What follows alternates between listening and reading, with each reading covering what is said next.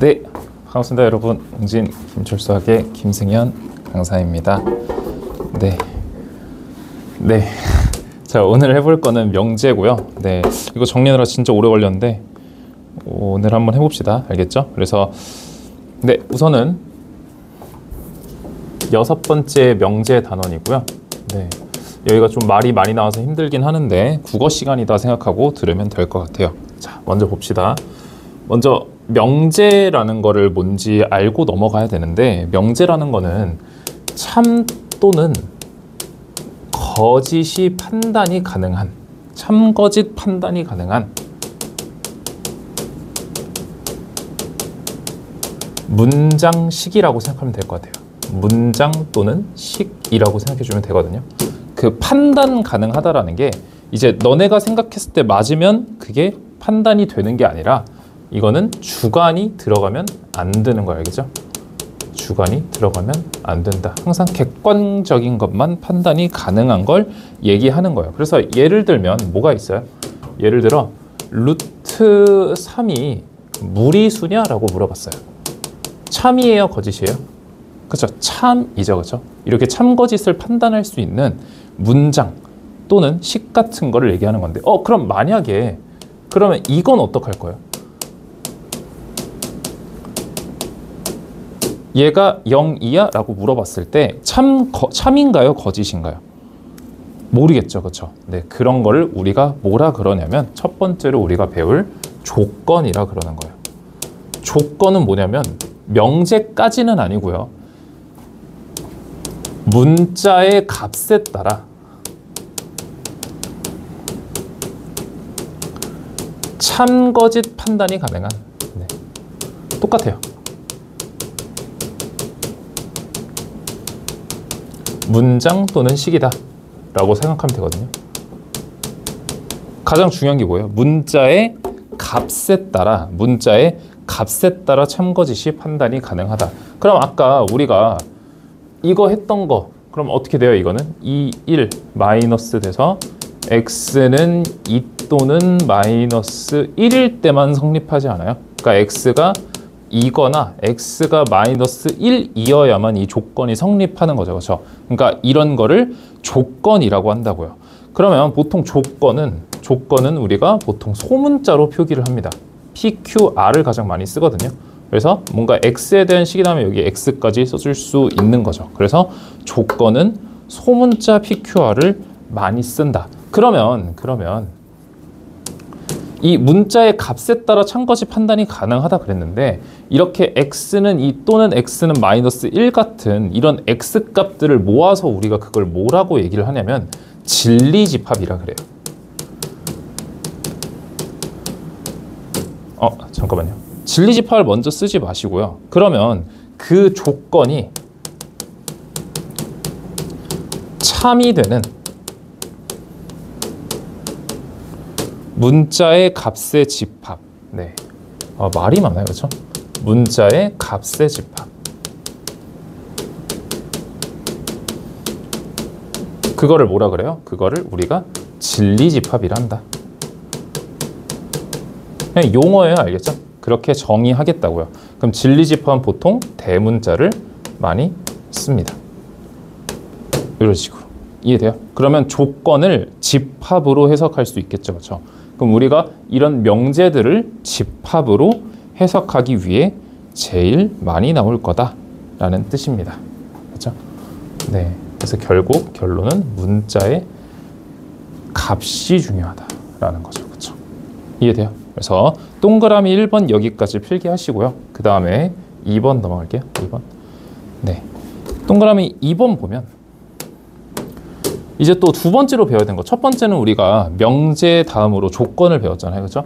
명제가 뭔지 처음에 그냥 간단하게 그냥 오프닝으로 설명했고요. 그 다음에 조건 얘기했고, 그럼 두 번째는 뭐 얘기해야 되냐면 부정 얘기해야 돼요. 이 부정 때문에 많이 힘들어집니다. 그냥 한마디로 반대로 얘기하겠다라는 거예요. 그럼 예를 들어 명제의 부정. 명제의 부정 예시를 한번 들어봅시다. 예를 들어 이런 거 있죠. 2는 짝수다. 찬 거지 일단 생각하지 마시고요. 그럼 내가 얘를 부정해 볼게요. 부정하면 어떻게 돼요? 2는 짝수가 아니다 라고 얘기를 하는 거예요. 지금 뭐 했어요? 서술어만 부정을 해줬잖아요. 그래서 기호는 어떻게 써주냐면 P는 짝수다를 보통 2는 짝수다는 보통 P를 쓴다면 2는 짝수가 아니다는 not P 이렇게 기호로 씁니다. 알겠죠? 이것도 어렵지 않죠? 그렇죠? 그런데 네, 그렇죠? 그래서 명제의 부정은 보통 그냥 서술 부정이라고 생각해주면 된다. 서술어를 뭔가 부정해 주는 거다. 명제 자체의 부정은 그렇다고요. 근데 가장 중요한 게 이거예요. 예를 들어 얘가 참이라고 얘기를 해봅시다. 그러면 2는 짝수래요. 근데 2가 짝수이면서 홀수일 수도 있나요? 짝수가 아니라는 게 홀수 얘기하는 거죠. 그렇죠? 그러니까 2가 짝수이면서 짝수가 아닐 수 있냐고요. 그건 힘들겠죠. 그렇죠? 그래서 만약에 원래 명제가 참이라면 부정은 반드시 거짓이어야 합니다. 그럼 만약에 부정이 참이라면 원래 명제는 어떻게 돼요? 당연히 거짓이겠죠. 그렇죠? 그러니까 이거를 이용할 수 있는 거예요. 그래서 이걸 이용한 원리를 뭐라 그러냐면 부정의 원리라고 한다. 이 부정의 원리를 이용해서 여러분들이 뒤에 명제들을 증명해 나갈 건데 그거를 우리가 규류법이라고 얘기를 하는 거예요. 부정의 원리를 이용한 증명법을 규류법이라고 얘기를 한다. 용어가 많으니까 용어를 많이 정리해 둡시다. 네, 그래서 괄호 1번 여기까지고요. 괄호 4번까지 있으니까 네, 천천히 적읍시다. 자, 다음 괄호 2번. 다음은 조건의 부정이에요. 조건의 부정도 예시를 들어보자면 이런 게 있죠. 예를 들어 x가 1보다 크대요. 그러면 그림상 표현하면 여기가 1이고 이런 느낌 아닐까요? 그렇죠? 근데 조금 바꿔볼까요? 네, 너무 쉬운 것만 하려고 하다 보니까 x가 1 이상이고 3 미만이래요. 그럼 그림으로 표현하면 1 이상이고 3 미만이다. 이렇게 쓸 수 있겠죠. 그렇죠? 그러면 내가 얘를 부정시켜 볼게요. 그럼 어떻게 되냐면 x는 1보다 작거나 x는 3 이상이 돼버립니다. 예를 들어 그림으로 표현하면 x는 1보다 작고 3 이상이 된다. 이렇게 표현되거든요. 지금 완전 그 안에 걸 얘기하는데 완전 바깥 걸 얘기하고 있죠. 우리가 이런 걸 뭐라 그러냐면 집합에서 배웠던 여집합이라고 얘기를 합니다. 그러면 조건의 부정을 했을 때는 여집합을 떠올리면 되는구나 라고 생각하면 되는 거예요. 이해되나요? 사실 뭔가 조건의 부정 할 말이 더 있지만 그거는 나중에 이제 뒤에서 얘기하도록 할게요.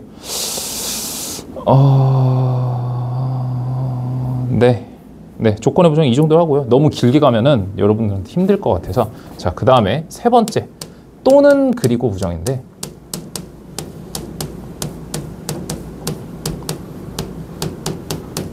명제에서 또는과 그리고라는 말이 나오면은 여러분들은 서술어만 부정해 줄 뿐만이 아니라 또는을 그리고로, 그리고를 또는으로 부정할 줄도 알아야 돼요. 알겠죠? 규칙이라고 생각하면 돼요. 그러면 비슷한 게 또 있어요. 모든 어떤이라는 게 있는데 그거는 조금 이따 얘기하고요. 그럼 내가 예시를 이번에 조금 복잡한 걸 하나 가져왔는데 이런 거 있죠. x랑 y랑 z가 같대요. 그럼 내가 얘를 부정시켜 볼게요. 일단 처음에 인지를 해야 되는 게 뭐가 있냐면 x랑 y랑 z랑 같다라는 얘기는 얘가 연립방정식이라는 얘기 이해되나요? x랑 y랑 똑같고 y랑 z랑도 똑같고 뭐 당연히 z랑 x가 똑같다라는 것도 같은 얘기죠. 그렇죠? 그러면 얘네가 다 동시에 성립하는 거잖아요. 동시에 한마디로 and라는 거잖아요. 그렇죠? 그렇죠? 그리고란 얘기죠. 그럼 얘를 부정시키면 어떻게 될까요? 얘는 x가 y가 아니거나 또는으로 바뀌는 거 보여요. 그리고가 또는으로 바뀌는 거 보여요. 그 다음에 y가 Z가 아니거나 Z가 X가 아니다라고 해주는 거야. 알겠죠? 그래서 학교에서 이런 거 나왔을 때 그냥 막 이거에 부정을 하세요. 이거 했더니 막 이렇게 착착 현성이처럼 이렇게 하지 마시고요. 알겠죠? 네. 네. 할 수 있죠. 그렇죠? 네. 자, 그다음에 네. 당연히 왜 그렇게 되냐고 물어보면은 여러분들이 그 드모르간 법칙 생각하면 좀 괜찮은데 드모르간 이렇게 씌웠을 때 뭐 이렇게 바뀌잖아요. 그렇죠? 이렇게 그때 이제 교집합이 합집합으로 바뀌는 거 보여요. 합집합은 또는을 얘기하는 거고 교집합은 그리고를 얘기하는 건데 뭐 일단 더 깊게 들어가면 안 좋을 것 같아서 딱 이 정도만 알겠죠? 네, 그래서 이것도 써놓으시고요. 자, 그 다음에 4번 가봅시다. 4번 가면 뭐 어떤 모든 부정인데 일단은 너무 힘들게 생각하지 말고 이게 똑같다고 생각해 주면 좋을 것 같아요. 아까 또는 그리고 부정이랑 비슷한 거라고 생각하면 되고 또는이랑 어떤이랑 뭔가 비슷하고 그리고랑 모든이랑 뭔가 비슷하다고 생각하시면 됩니다. 그래서 이거는 조금 수식적으로 교과서에서 나오는 말을 이해해 줄 필요가 있는데 예를 들어 모든 X는 또 어떤 X는 이런 말이 나온 거예요. 모든 X, 어떤 X는 뭐 P다 이렇게 나온 거예요. 그때 모든 X는 P다라는 말이 참이 되려면은 그 P라는 진리집합하고 모든 원소들이 그게 다 성립해야 되거든요. 그럼 이래야 참인 거 아니에요? 그럼 만약에 P의 진리집합과 전체 그러니까 P의 진리집합 안에 전체가 들어갈 수가 없는 거야. 그럼 이때가 거짓인 거 아니에요? 네, 일단 이 정도만. 네. 그 다음에 어떤 X는 P다라고 얘기를 했어요. 그러니까 어떤 X는 P다라는 거 말 자체가 이렇게 정리하면 되지 않을까요? 그러니까 한마디로 진리집합이 공집합이 아니다. 왜 이렇게 얘기할 수 있냐면은 어떤 X는 P다. 예를 들어 뭐 이런 거 있죠. 어떤 소수는 짝수다 라는 얘기를 했어요. 그러면 얘가 P인 거고 어떤 소수가 요거 얘기하는 거잖아요. 그렇죠? 그럼 소수 중에는 2, 3, 5, 7이라는 게 있어요. 그렇죠? 근데 거기에 짝수가 딱 한 개 있잖아요. 그렇죠? 그러니까 한마디로 딱 한 개만 있어도 이 말은 참인 거잖아요. 그러니까 딱 한 개 존재했을 뿐인데 참인 거잖아요. 한마디로 진리집합 P가 공집합이 아닐 때 그때 참이라고 얘기를 할 수가 있다. 그럼 반대로 P가 성립하는 게 단 한 개라도 없으면 그거를 우리가 거짓이라고 얘기할 수 있겠죠. 그렇죠? 그래서 이거를 좀 요약하면 이런 거예요. 모든이라는 말이 나오면은 뭔가 유리하게 이런 식으로 가져가면 될 것 같아요. 예를 들어 뭐 발레가 여기로 갑시다. 네. 발레가 하나라도 나오면 거짓.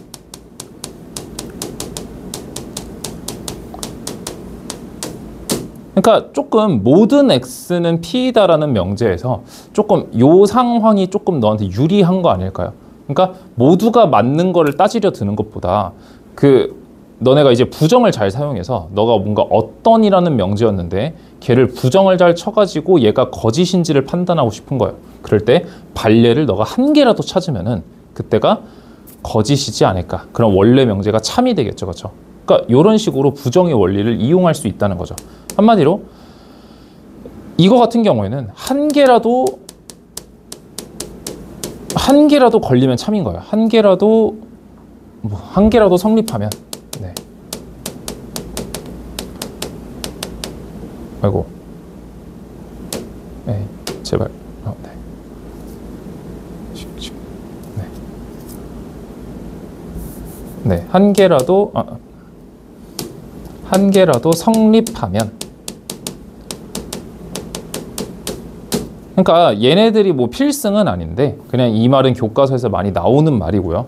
그래서 너네가 머릿속에 요걸 가지고 있으면은 너네가 당연히 또는 그리고 부정처럼 내가 너네한테 어떤 모든 부정은 그냥 저런 말이 나왔을 때 부정해가지고 말만 바꿔주면 돼. 이렇게 설명은 쉽지만 너네가 머릿속에 좀 이걸 갖고 있으면은 너가 어떤 명제가 참인지 거짓인지를 판단할 때 부정의 원리를 잘 사용해서 유리하게 가져갈 수 있지 않냐라는 얘기예요. 이해돼요? 모든 당연히 시험 문제에서 딱 보자마자 참거짓이 판단되는 문제를 내면은 너도 나도 100점이잖아요. 그렇죠? 그러니까 딱 봤을 때 모르겠는 걸 낸단 말이에요. 그럼 그때 너가 할 수 있는 방법은 그거를 부정을 치거나 또는 그거의 대우를 생각하거나 요 두 가지 방법이 있어요. 이거를 간접증명법이라고 얘기하는데 그거는 뒤에서 얘기하고요. 하여튼 그때 어떤 모든 부정을 이런 식으로 사용하자라는 뜻이죠. 네. 필기하시고요. 3번으로 넘어갈게요. 네. 자, 그 다음에 동그라미 3번. 네, 이제 여기서부터 명제가 시작한다고 보시면 될 것 같은데 P이면 Q이다의 명제예요. 그러면 P라는 조건은 가정 조건이라고 얘기를 하고요. Q 조건은 결론 조건이라고 이름을 붙입니다. 그리고 이 화살표 표시는 이면이라는 말이 있는 거예요. 이해돼요? 그래서 P이면 Q이다. 근데 내가 이 P 가정 조건과 결론 조건 예시를 한 개씩만 딱 외울 거예요. 가정 조건은 뭐가 있냐면 운전면허증.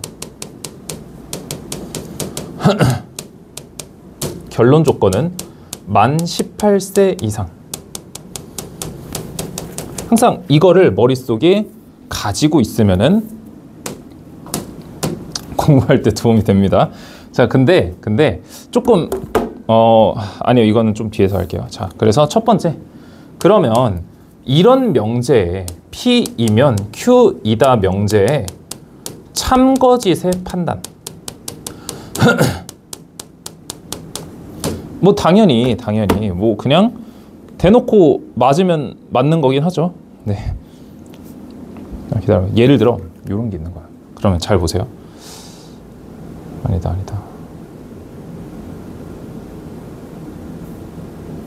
일단은 잘 봅시다. 일단은 이론부터 가져갑시다. 예를 들어 우리가 그러니까 당연히 P이면 Q이다가 말이 맞으면 참이고 말이 틀리면 거짓이에요. 그렇죠? 근데 얘는 그렇게 그러니까 그렇게 잘 안 해요. 왜냐면은 또 그렇게 되면 쉽잖아요. 그렇죠? 그러니까 그렇게 판단이 불가하게 되지 않을까요? 그래서 P이면 Q이다의 명제의 참거짓은 보통 너네가 포함 관계로 설명 항상 할 수 있어야 되는 거예요. 포함 관계로 판단한다. 한마디로 그러니까 진리집합의 포함 관계로 판단한다라는 거예요. 잘 보세요. 예를 들어 P이면 Q이다가 참이래요. P이면 Q이다가 참이라 그랬어요.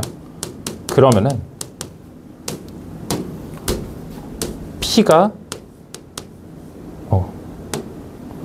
P의 진리집합이 Q의 진리집합에 포함된다라고 얘기하고 그림상으로 어떻게 표현이 되냐면 이런 느낌인 거죠. 전체 집합 U가 있고 여기에 Q라는 진리집합 안에 P라는 진리집합이 있는 상태다.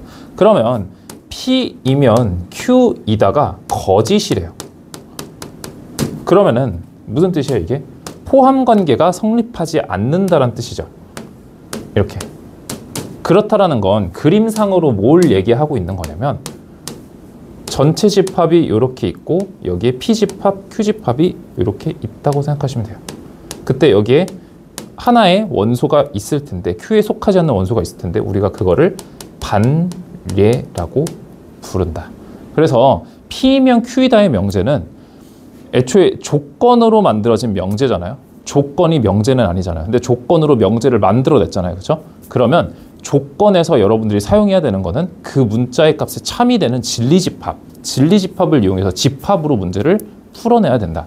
그래서 너네가 전 단계에서 집합을 배웠던 거예요. 그렇죠?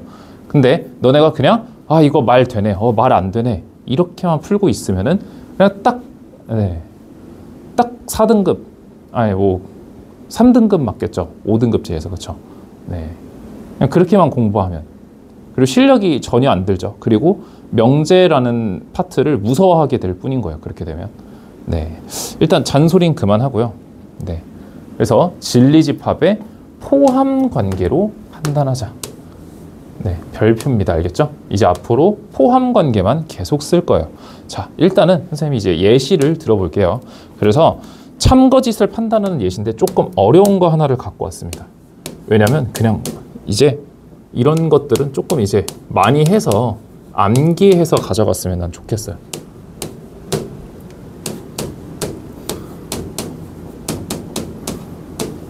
일단 이거 지금 풀어볼래요?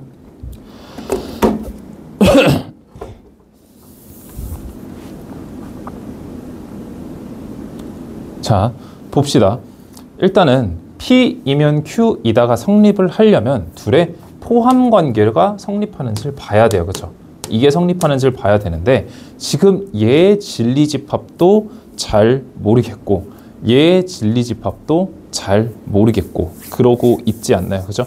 근데 잘 보세요. 진리집합을 그러니까 뭐 이런 식으로도 생각할 수 있다. 그러니까 너네가 이 말들을 조금씩 바꿔서 생각할 수도 있는 거예요. 너네가 일단은 1차적으로 이거를 그냥 말이 되나 안 되나를 그러니까 그게 이제 첫 번째 말이 되냐 안 되냐 말이 뭐 그냥 너네가 그냥 말 그대로 해석하는 거 있죠. 그냥 이거 그대로 해석하는 거 딱 이제 거기서 이제 1차적으로 한 명 걸러지고요. 그럼 이거를 포함 관계로 해석하려는 사람 뭐 전 거보단 낫죠. 그렇죠? 이제 거기서도 걸러지고요. 근데 얘네를 뭔가 살짝 바꿔서 해석하려는 사람 그걸 부정의 원리로 잘 보세요.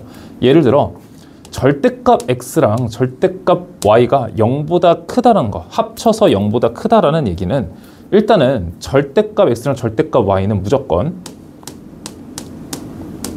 0보다 0 이상의 값이 나오는 거 이해돼요? 그러면 문제점은 어디서 생기는 거예요? x랑 너네가 생각을 이렇게 가져가면 되는 거예요. x랑 y가 동시에 0만 아니면 가능하지 않을까요? x가 0이고 y가 동시에 0만 아니면 그러니까 x가 0이고 y도 동시에 0만 아니면 이게 가능하지 않냐라는 얘기예요. 그러면 이거의 진리집합의 부정이 얘라고 생각하고 그럼 너네는 원래 진리집합을 생각해주면 되잖아요. 한마디로 얘를 부정시키면 된다는 얘기예요. 그럼 얘를 부정시키면 어떻게 돼요? x가 0이 이거 아니거나 y가 0이 아니거나 이렇게. 그래서 쟤는 이렇게 해석이 가능하다라는 소리입니다. 그 다음에 얘도 한번 다르게 해석해 볼까요? 얘도 이렇게 해석하면 좀 힘들지 않아요? 그럼 얘를 부정시켜서 해석하자고요. 그럼 얘를 부정시켜서 해석하면 x, y가 0일 때는 그럼 뭐가 성립하지? 라고 생각을 하는 거예요. 그러면 x, y가 0이 되려면 x가 0이거나 y가 0이기만 하면 그러니까 둘 중에 하나만 0이기만 하면 성립하는 거 아니에요? 그럼 얘를 부정시킨 게 이 친구의 진리집합이 되지 않겠냐고요. 이렇게 이해돼요? 그래서 포함 관계가 누가 더 포함 관계가 큰 것 같아요?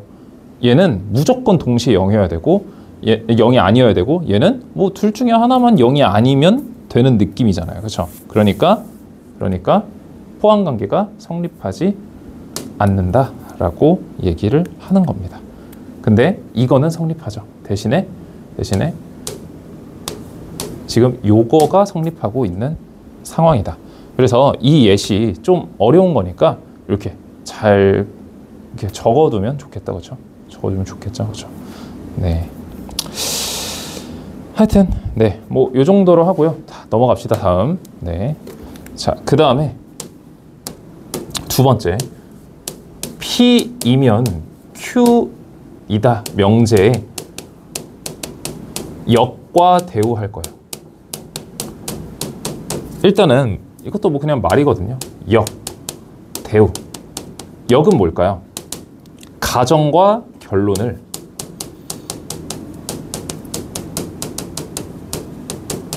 바꾼 명제다.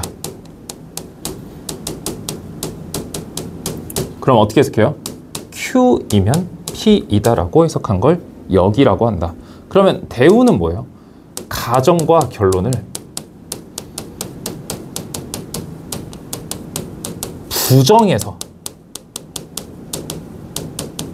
바꾼 명제다. 그럼 어떻게 써요? not Q이면 not P다 라고 쓰겠죠. 그렇죠? 어렵지 않죠. 그렇죠? 이거는 너무 쉽다. 근데 문제는 이거예요. 얘네를 P이면 Q이다 명제에 부정으로 해석하지 말자. 부정이 아니다 라는 소리예요. 너네가 가장 많이 헷갈리는 게 P이면 Q이다의 명제에 역과 대우를 P이면 Q이다 명제에 부정이라고 해석하는 진짜 바보 같은 친구들이 진짜 많아요. 그러면 P이면 Q이다 명제의 부정은 뭘까요? 뭐 안 배우지만 뭐 이런 거예요. P이면서 Q가 아니다. 서술 부정을 하고 있거든요. 그리고 얘를 살짝 이면서로 바꿔주고. 하여튼 뭐 당연히 몰라도 됩니다. 몰라도 되는데 지금 얘네를 P이면 Q이다 명제의 부정으로 해석하지 말라고요. 알겠죠? 그게 가장 중요합니다. 자, 그러면 역과 대우의 뭐 성질대로 한번 보면 좋겠죠. 역하고 또 대우. 일단 역도 가장 중요한 게 P이면 Q가 참이라고 해서 P이면 Q가 참이라고 해서 거짓이라고 해서 뭐 P이면 Q가 거짓이라고 해서 Q이면 P가 참인 게 절대 아닙니다. 알겠죠? 둘 다 거짓일 수 있어요.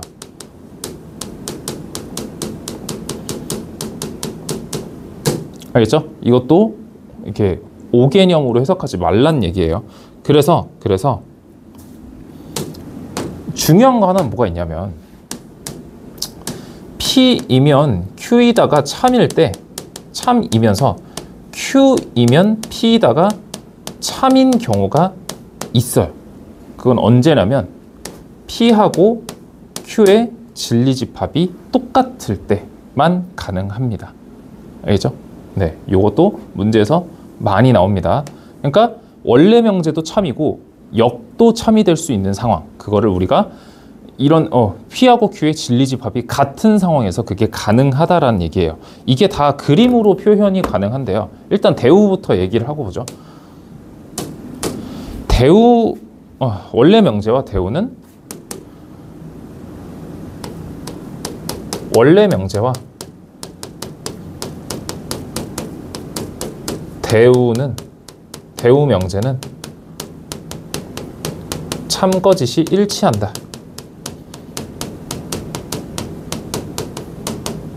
이거 매우 중요하죠. 이걸 이용한 증명법을 뭐라 그래요?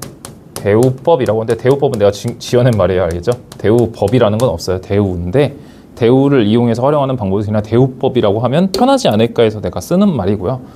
그리고 이게 다 그림으로 가능한데 그림으로 해석하시면 돼요. 다 진리집합으로 포함관계로 해석하시면 되거든요. 그러면 P이면 Q이다 명제가 만약에 성립한다면 그림이 요런 그림일 거 아니에요? 그러면 잘 봐봐요. 그림으로 해석했을 때 예를 들어 P이면 Q이다가 성립하면 이런 느낌이죠. 진리집합이. P가 Q 속에 쏙 들어가 있는 느낌. 그럼 얘를 대우치게 되면 Q의 여집합은 P의 여집합입니다. 그럼 Q의 뒤집어 깐 부분들은 P의 뒤집어 깐 부분에 포함되지 않아요. 그렇죠? 그래서 이것도 성립한다. 이 친구들을 그림으로 확인해 주시면 된다라는 거예요. 그럼 얘도 그림으로 확인 가능하겠죠. P가 Q에 속하면서 Q가 P에 속하려면. 근데 우리가 그 집합했을 때 이런 걸 했었어요.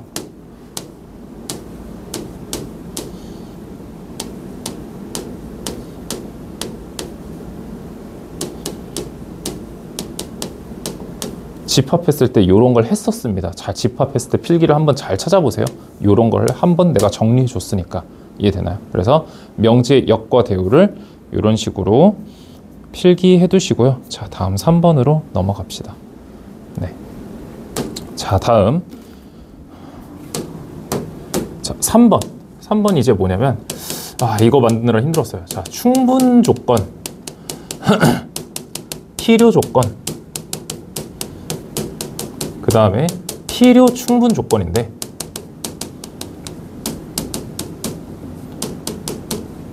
이거는 어떻게 하면 여러분들이 좀 안 헷갈리고 암기할 수 있을까라고 생각하면서도 여전히 버리면 안 되는 게 포함 관계로 꼭 해석하셔야 된다. 포함 관계를 꼭 잊지 말라는 거예요.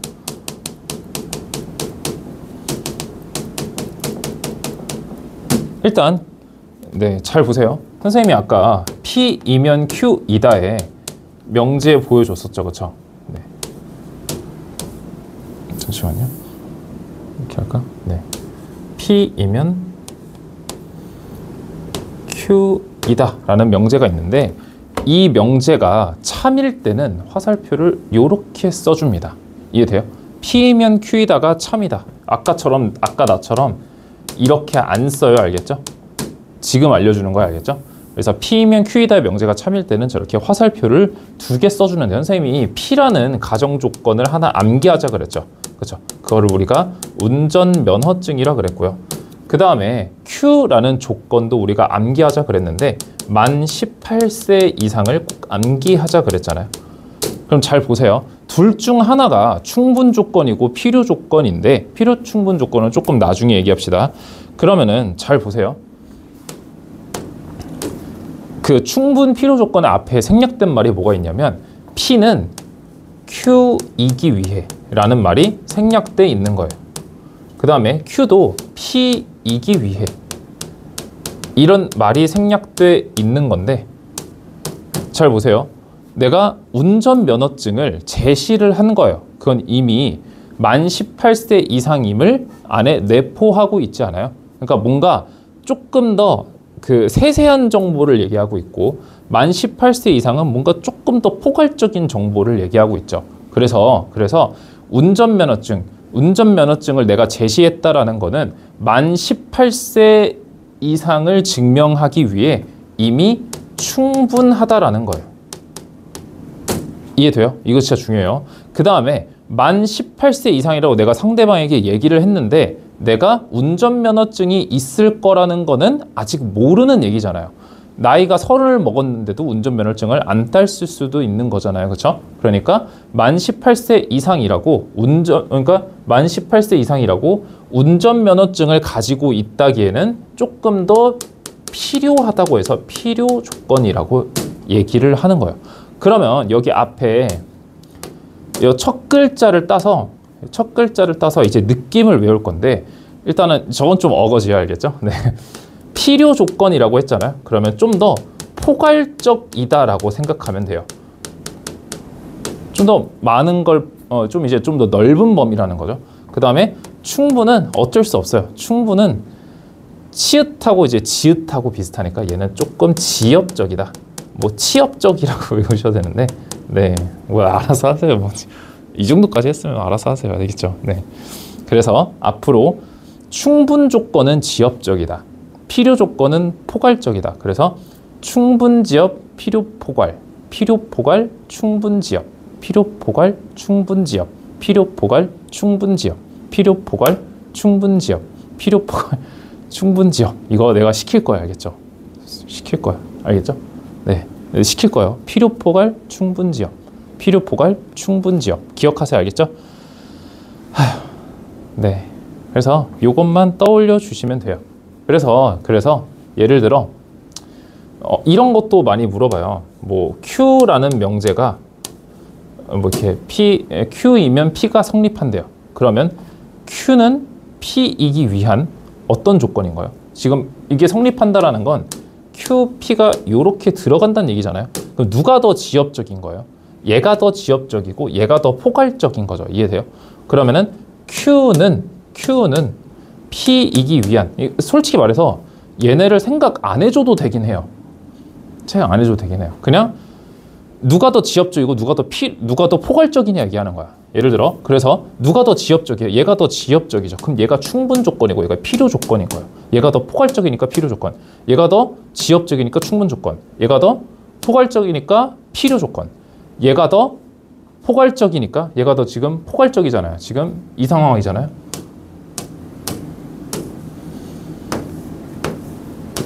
지금 이 상황이잖아요. 그죠? 그러면 얘가 좀 더 포괄적이니까 필요 조건, 얘가 좀 더 지엽적이니까 충분 조건, 이렇게 하면은 너네가 이제 틀릴 수가 없어요. 틀릴 수가 없어요. 그러면 필요 충분 조건은 뭐냐면 요렇게 씁니다. P이면 Q이다의 이 양쪽 화살표를 쓰는데, 네, 뭐 예시로 들면은, 그러니까 한마디로 P랑 Q랑 P의 진리집합, Q의 진리집합이 똑같을 때 얘기하는 거예요. 아까 얘기했던 그 상황 얘기하는 거죠. 그 예를 들어 뭐 그런 거 얘기하는 거예요. 두 내각이 동일하면 이등변 삼각형이다. 이등변 삼각형은 두 내각이 동일하다. 이런 거를 대표적인 필요 충분 조건이라고 얘기를 하거든요. 네, 일단은 나머지는 수업 시간에 하고요. 네, 요 정도만 필기를 해둡시다. 네. 자, 그 다음에 네, 동그라미 4번인데요. 네. 이제 너네가 이제 명제를 뭔가 증명하는 방법을 여러 가지를 배울 건데, 잘 보세요. 첫 번째로는 요거를 조금 알아야 돼요. 너네가 어떤 것에 정의가 있다면 너네가 그거를 증명의 과정을 거쳐서 너네가 정리를 만들어내는 거거든요. 피타고라스의 정리처럼. 그러니까 피타고라스 정의가 아니에요. 정의는 내가 딱 그렇다고 결정한 거고, 얘를 토대로 너네가 증명을 해서, 성질들을 이용해서 증명해서 정리를 만들어내는 거죠. 내가 보통 이거를 맨날 정의성질에서 정리를 뭔가 성질 같은 거라 생각해 주면 돼요. 그래서 너네한테 맨날 그 도형의 성질, 그러니까 그 정리 비슷한 거야. 알겠죠? 네, 그런 식으로 했었는데, 그 증명하는 방식이 그럼 뭐가 있을까? 라고 생각해 본다면 증명의 방식은 두 가지가 있습니다. 증명 방식은 두 가지가 있는데, 직접 증명하는 방식이랑, 직접 증명하는 방식이 내가 평소에 수업 시간에 많이 해줬던 거고요. 직접 증명 방식이 그런 거고, 그러니까 정의를 토대로 증명하는 건데, 뭐 3단 논법도 이쪽에 들어가긴 해요. 3단 논법도 그냥 수업 시간에 할 건데, 3단 논법 뭐 대충 이런 거라고 생각하면 돼요. 예를 들어 평행하면 내가 닮음이라고 얘기했잖아요. 그렇죠? 근데 내가 이 평행하면 닮음을 얘기하기 전에 뭘 얘기했냐면, 평행하면 억각 동의각이 동일하다라고 얘기했어요. 근데 억각 동의각이 동일하면 내가 닮음을 손쉽게 만들어낼 수 있다 그랬잖아요. 왜요? 그 공통각하고 억각 동의각 같은 걸로 만들어냈었잖아요. 그래서 이 가운데를 싹 없애서 평행하면 닮음이다 라고 너네한테 그때 명제를 하나 제시했던 거예요. 이해돼요? 이런 거 생각해주면 좋다. 이런 걸 3단 논법이라고 얘기를 하지만 엄청 중요한 건 아니다.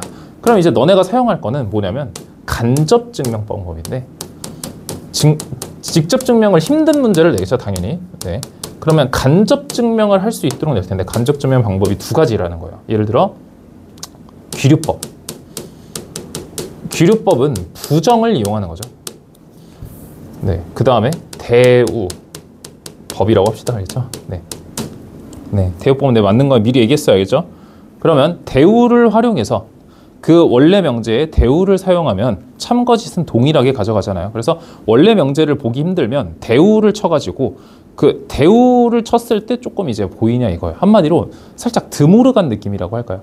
너네가 막 여집합이 막 많이 들어가 있는 거 그대로 해석하지 말고 드모르간을 억지로라도 씌워가지고 해석하면 조금 더 보기 편했잖아요. 그런 거 생각하면 됩니다.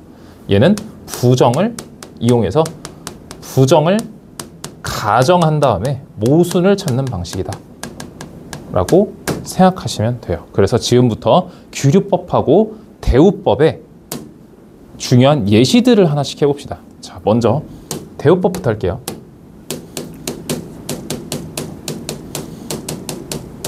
대우를 이용한 명제의 증명이 뭐가 있냐면, 예를 들어 n제곱이 짝수라고 해요. 이거 다 이 정도 개념으로 필기할 거면 이 정도만 암기하라는 거예요. 알겠죠? n제곱이 짝수면 n도 짝수냐라고 물어봤어요. 그럼 이때 조금 불편하거든요. 그러면 얘를 어떻게 해주면 되냐면 대우를 쳐주는 거예요. n이 홀수면 n제곱도 홀수냐? 라고 얘기하는 거예요. 그럼 이러면 뭐가 편해지냐면, 우리가 n을 홀수라고 설정했으니까 n을 2k-1 같은 걸로 생각할게요.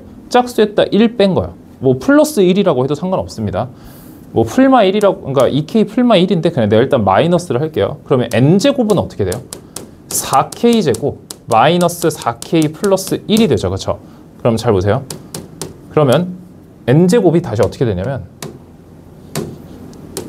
그때 내가 이 앞에 두 친구를 2로 묶게 되면 2k제곱 마이너스 2k 플러스 1이 되지 않아요? 그러면 한마디로 짝수 더하기 1이라는 거 아니에요? 이해돼요? 2의 배수잖아요. 그렇죠? 그러니까 짝수잖아요. 그럼 짝수의 땅상 1 더한 건 뭐예요? n제곱은 홀수라는 거죠.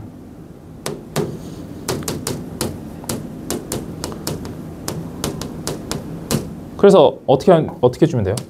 따라서 대우가 참이니 원래 명제도 당연히 참이다.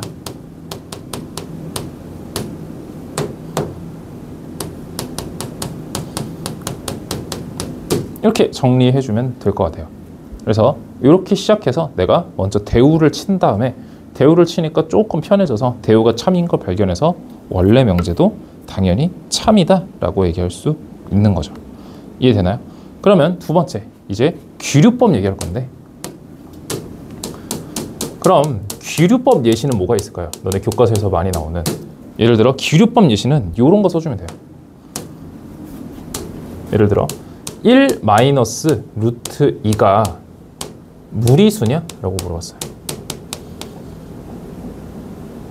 이렇게. 그렇죠? 귀류법은 뭐 이용한다고요? 귀류법은 부정을 이용하는 거라고. 부정을 이용해서 모순을 찾는 방식이에요. 부정을 가정해서 모순을 찾는 방식이다. 대우법은 그냥 대우 쓰는 거니까 안 써요. 알겠죠? 그래서 잘 봅시다. 그러면은 가정을 해줘야겠죠. 그러면 너가 얘가 무리수인지를 모르겠으면 얘를 내가 유리수로 가정하자. 유리수로 가정하자라는 거예요. 그러면 1 마이너스 루트 2가 k인데 얘가 유리수인 거죠. 그렇죠? 그럼 내가 식을 살짝 바꿔볼게요. 그러면 1 마이너스 k는 루트 2지 않아요? 잠깐만요.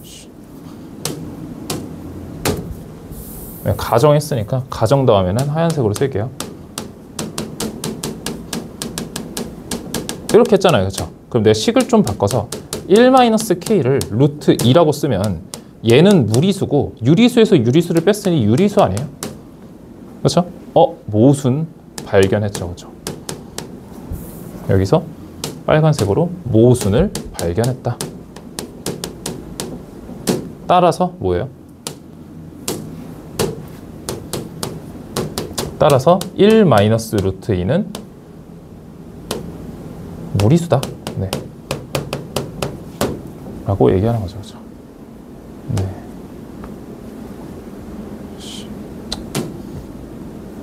모르겠어요. 그냥 이쁘게 쓰세요. 알겠죠? 그러면 이거에서 안 끝납니다. 하나 더.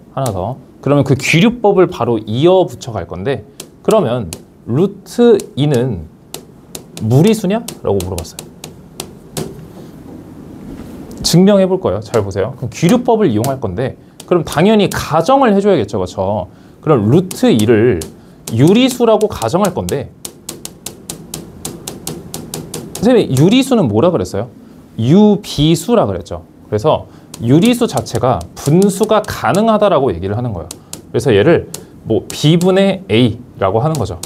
대신 b는 0이 아니고요. b는 0이면 안 되고요. 그 다음에 a와 b는 서로소입니다. 여기까지 이해돼요? 그래야 기하 분수니까요. 이해돼요? 그러면 이제 잘 보세요.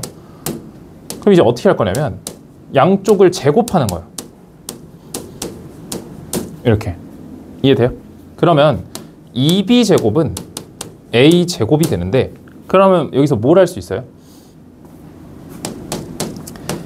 이 a제곱이 2의 배수라는 사실을 알 수 있잖아요. 그렇죠? a제곱은 2의 배수다. 그러면 제곱해서 2의 배수라는 거는 당연히 제곱해서 2의 배수라는 얘기는, 잠깐만요.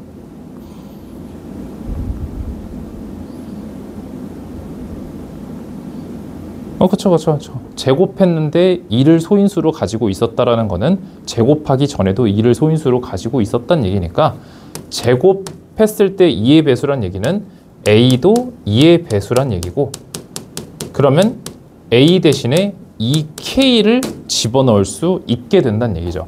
그러면 원래 여기 식에다가 a에다가 2k를 집어넣을 거예요. 그럼 어떻게 되냐면 2b 제곱은 2k의 제곱이 되지 않아요? a 대신에 2k 집어넣었다 얘기했어요. 그렇죠? 그럼 얘를 식을 정리하면 어떻게 되냐면 2b 제곱은 4k 제곱이 되고 b 제곱은 2k 제곱이 되면서 b도 2의 배수다. b의 제곱도 2의 배수다. 그러면 b도 2의 배수라는 걸 알 수 있는데 그러면은 여기서 중요해요.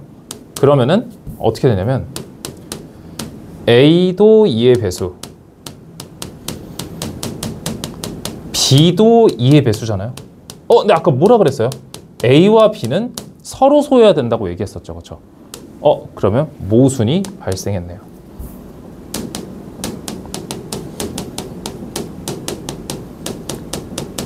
모순이 발생했으므로 이 유리수를 가정한 것 자체가 틀린 말이란 얘기예요.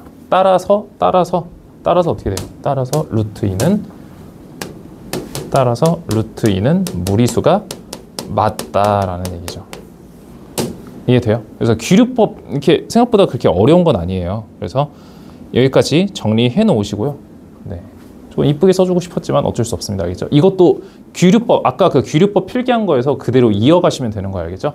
그래서 이거 필기하시고, 먼저 이거부터 필기하시고, 자, 그 다음에 요거 필기하시면 됩니다. 네. 자, 그 다음에, 네, 내용이 안 끝나죠? 자, 마지막입니다. 이제 절대부등식인데, 네, 절대부등식은 여러분들한테 뭔가 엄청 큰 거를 기대는 안 할 거고요. 일단은 절대부등식이 무슨 말인지부터 시작해서 절대부등식을 증명할 때 쓰는 많은 그 도구 툴들을 미리 필기를 해놓고 수업 시간에 선생님이 많이 설명해 줄 겁니다. 잘 보세요. 자, 절대부등식은 뭐 얘기하는 거냐면 이런 거 얘기하는 거예요.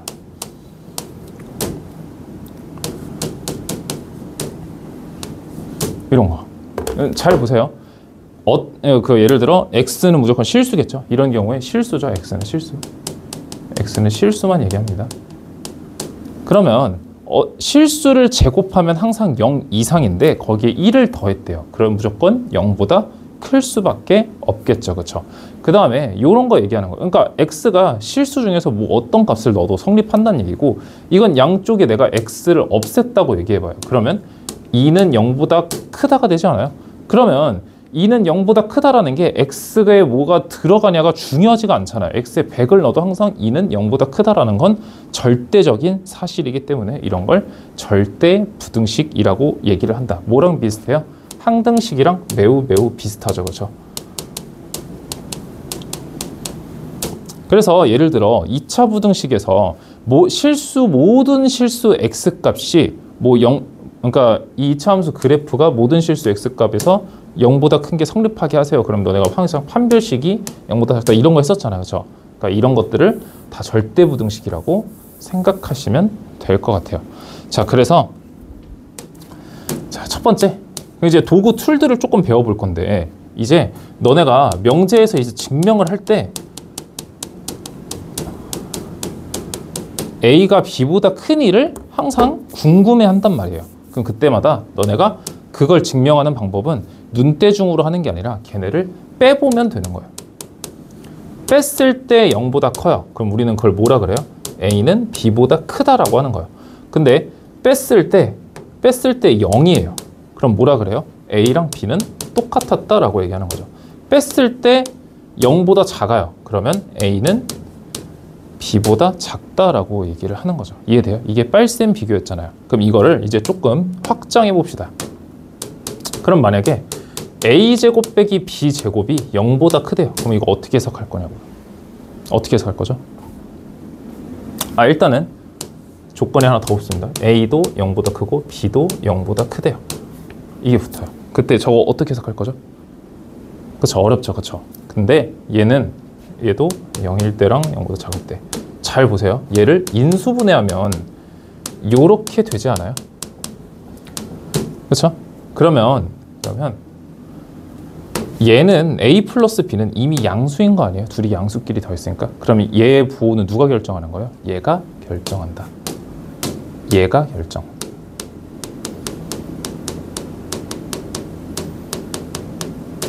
네. 네. 그냥 파란색으로 밑줄만 쳐놓으세요. 뭐 말 길게 쓸 필요도 없고. 네. 그래서 이 친구가 결정을 한다. 한마디로 얘랑 똑같은 거예요. 이해돼요? 이해돼요? 그래서 동일하다라는 거죠. 이해돼요? 이거랑. 네. 그래서 똑같은 거다라고 생각하시면 되고요. 그 다음에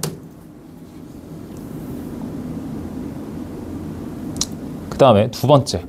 이제 또 많이 사용하는 게 뭐가 있냐면 실수정의 많이 사용합니다. 잘 보세요. 실수정의가 뭐예요? 실수를 항상 제곱하면 0 이상이다. 이거 어마어마하게 많이 쓰였죠. 그렇죠? 근데 여러분들이 추가로 조금 더 알아두면 좋은 게 있어요.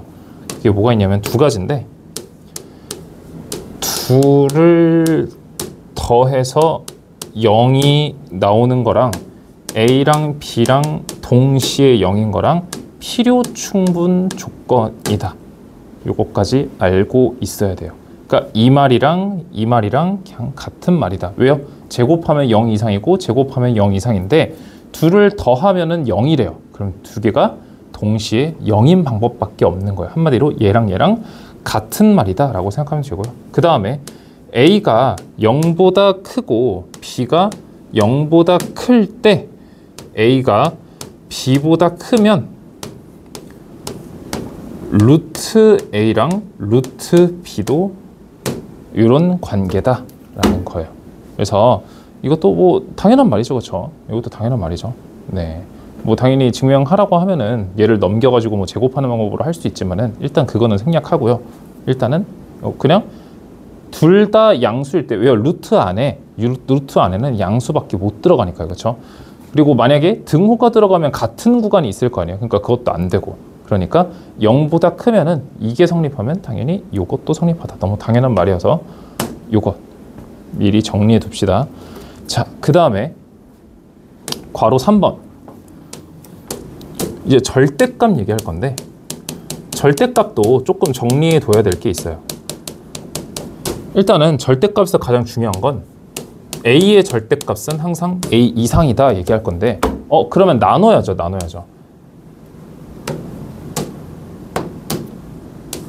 A가 0보다 클 때랑 A가 0보다 작을 때 상황으로 나눠야 되잖아요. 그럼 A가 0보다 크면은 A는 그냥 나오고 A 이렇게 되잖아요. 그럼 둘이 똑같은 상황인 거니까 항상 성립하죠, 그렇죠? 그 다음에 음수인 경우에는 마이너스 A가 A 이상이다인데 A가 음수잖아요, 그렇죠? 그럼 얘는 음수고 얘는 양수잖아요, 그렇죠? 그래서 이것도 성립한다라고 생각하시면 되고요. 네. 그 다음에 또 추가적으로 이거는 너네랑 같이 했던 건데 다시 한번 정리하자면은 A의 절대값에 제곱하고 이거 자유자재로 바꿀 줄 알아야 되는데 A의 그냥 제곱하고 똑같은 말입니다. 그 다음에 요것도 가능했었죠.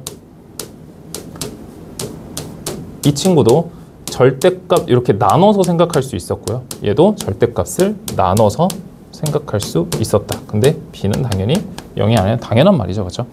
네, 이런 것도 정리하시고요.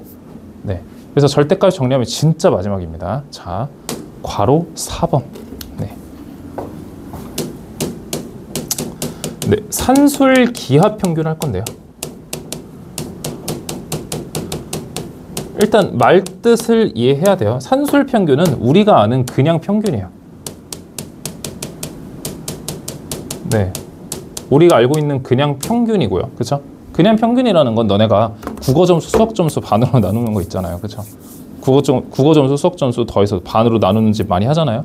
너네가 아는 평균이 그런 거고, 이거는 직사각형의 한 변의 길이의 평균인 거예요.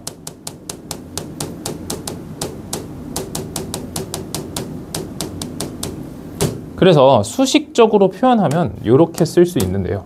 그냥 평균은 국어랑 수학 점수를 더한 거고요, 그렇죠? 그 다음에 기하 평균은 직사각형이 이렇게 있잖아요, 그렇죠? 여기가 x고 여기가 y라면 두 개의 넓이를 구해서 루트를 씌운 것 자체가 그게 기하 평균이지 않을까요? 기하가 도형을 얘기하죠. 그렇죠? 그래서 루트 xy를 우리가 기하 평균이라고 하는데 항상 요게 성립해요. x랑 y가 무슨 값이든 간에. 근데 중요한 조건은 일단 일단 말 그대로는 이렇게 쓰지만 사실상 요거를 가장 많이 씁니다. 일단 전제 조건이 하나 깔리는데요. 기하 평균이니까 당연히 음수가 나오면 안 되잖아요. 음수 길이가 존재하지 않잖아요. 그렇죠? 당연히 x도 양수고 y도 양수일 때 쓸 수 있는 방법이고요. 그때 이 2를 넘겨서 보통은 이런 식으로 많이 씁니다.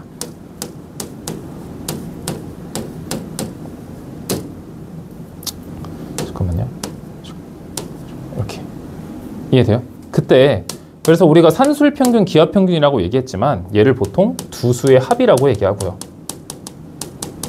이거를 보통 두 수 곱이라고 얘기를 하죠.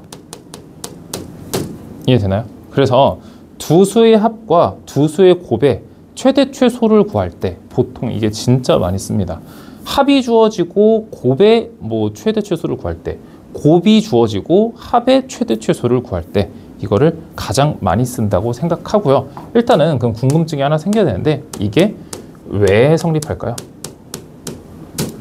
그거는 이렇게 생각해 보면 돼요. 이거를 일단은 다 내가 좀 생김새를 바꿀게요.